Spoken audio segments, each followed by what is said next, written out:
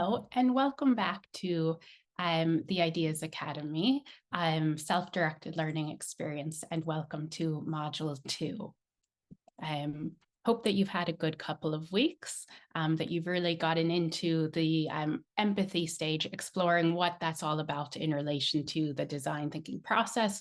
And I know you had a group discussion, so hopefully you were able to share with your colleagues on this program your experience of the design thinking process so far. So just to recap quickly, what we did in the first module, so a couple of weeks ago, in the first series of videos, we looked inwards, considering you as a social entrepreneur and what you value. And then we begun to look at adopting a new mindset of seeing with fresh eyes, of looking at the world around us in a different way. And of course, we did a deep dive into empathy, which is the first stage of the design thinking process. It's all about adopting a beginner's mindset, of conducting interviews, of making observations, of perhaps body storming a little bit, and doing some research to supplement your learnings. I think a key thing to take away from that is really the importance of, again, adopting a beginner's mindset. And I think a lot of times when we become very attached to our own idea or the problem that we think is behind that, it's important to take a step back.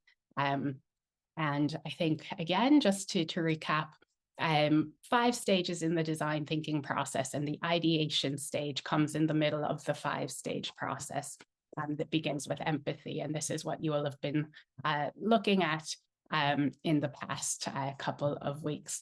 First, in relation to the litter challenge, and then after your group discussion, focusing on your own problem area, your own idea. So just to remind you, don't fall in love with your first idea. Of course, you came into the Ideas Academy with an idea, but we're going to make sure that we fully embrace that design thinking process to make sure that we are working on a problem area where there is an actual identified need before we then move into coming up with solutions to that, which is what we'll be doing in this module. So you did empathy by your first group discussion last week in relation to the litter challenge. Hopefully you're able to share your learnings, your insights about the process with your colleagues. And now we're moving into module 2. So just to look back and make sure we're sure of where we've been and then where we're going. Your task that I left you with at the end of that first series of videos was to engage in empathy around the problem area of litter. So hopefully you will have gone out, made a few observations, conducted interviews, had some conversations, body stormed a little bit, and done some research. And of course, throughout, making sure that you are conscious of your assumptions. And hopefully you're able to capture this information somehow, whether on a pen and notepad or maybe on your phone. And I suggested that you be especially sure to make a note of the aha moments, those particularly interesting needs or problems to be solved that you were learning about. And we'll be using those findings, those insights, that research, those observations, whatever it is that you did in empathy in this module. But first, a little bit of a warm-up just to get us into the innovator's mindset.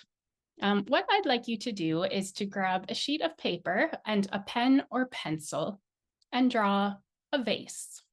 30 seconds to draw a vase. And I'll keep track of the time here for you myself and let you know when your 30 seconds is up, and you can begin now.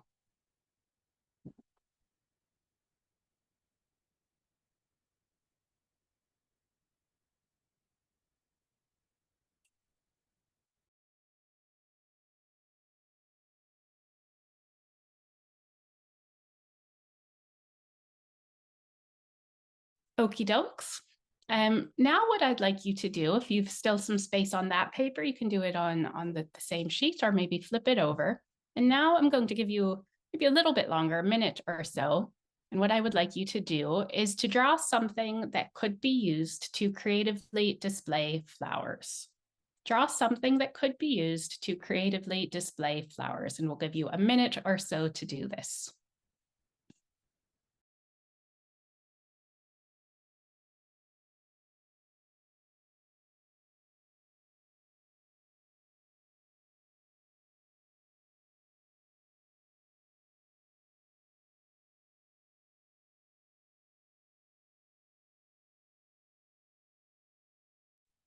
okay.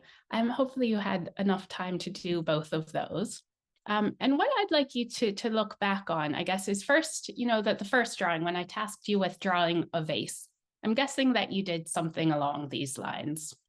When I posed the problem, posed the challenge, the task a little bit differently, the second time, I'm guessing that you came up with something a little bit different, and that if you were to compare what you drew with what your colleagues did, your colleagues on this program, what they did, I'm guessing that there would be a larger number of diverse, distinct solutions. And really, it's just to say that how we frame a problem, how we sort of put boundaries or not on a problem to be solved, of course, dictates the number of the diversity of solutions that results from that. And really, it's to say that the consideration of how we frame a problem is essential when we're trying to come up with good ideas. So I will leave you with that for now, and I'll see you for the second video. Bye-bye.